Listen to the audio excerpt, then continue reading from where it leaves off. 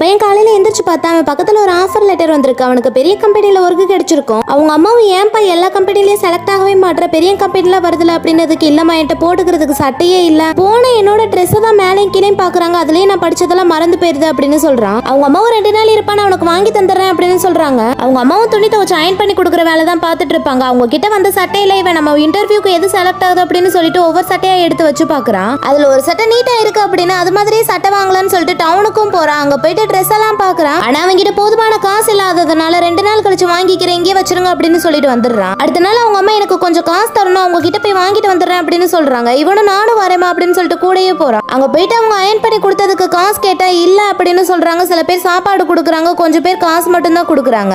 இவங்களும் நைட் வந்துட்டு வசூல் பண்ண காசு எவ்வளவு வந்திருக்குன்னு பார்த்தா சட்டை எடுக்கிற அளவு வந்திருக்காது. அவனுக்கும் நாளைக்கு இன்டர்வியூவா இருக்கும். அதனால அவங்க அம்மா ஒருத்தவங்க கிட்ட காசு வாங்கி கொடுத்துடலான்னு பார்த்தா அவங்க அம்மா அப்பா ஊருக்கு போயிருப்பாங்க. அந்த பொண்ணு மட்டும் தான் இருக்கும். அந்த பொண்ணு இது அண்ணாவோட சட்டை தான், புதுசு தான், அவனுக்கு கலர் பிடிக்கலன்னு வச்சுட்டு போயிட்டா நீங்க வச்சுக்கோங்க அப்படின்னு சொல்லி கொடுக்குறாத ஒருத்தன் ஒட்டும் கேட்டுறான். அடுத்த நாள் அந்த சட்டையை போட்டு தான் அந்த பையன் இன்டர்வியூக்கும் கிளம்புறான். அந்த ஒட்டு கேட்டவன் அந்த பொண்ணோட அண்ணன் கிட்ட போயிட்டு உன் சட்டையை தான் போட்டு மினிக்கிட்டு போறான் அப்படின்னு சொல்லி போட்டு கொடுத்துறான். அவங்களும் அந்த பையனை அடிச்சு போட்டு சர்டிபிகேட்ல கிழிச்சு போட்டு போயிடுறாங்க. அதனால அவங்க அம்மா இனிமேட்டு நம்ம இந்த ஊர்ல இருக்க வேணா, நம்ம வேற ஊருக்கு போயிடலாம் அப்படின்னு சொல்லிட்டு நைட்டோட நைட்டா கிளம்பி போயிடுறாங்க. கொஞ்ச நாளுக்கு அப்புறம் இந்த பையன் ஒரு பெரிய டெக்ஸ்டைல் ஷாப் பிராண்ட் கம்பெனியை இவன் தான் உருவாக்கிட்டு இருப்பான். இவன் கம்பெனி தான் உலகம் ஃபுல்லா ரன் ஆயிட்டு இருக்கும்.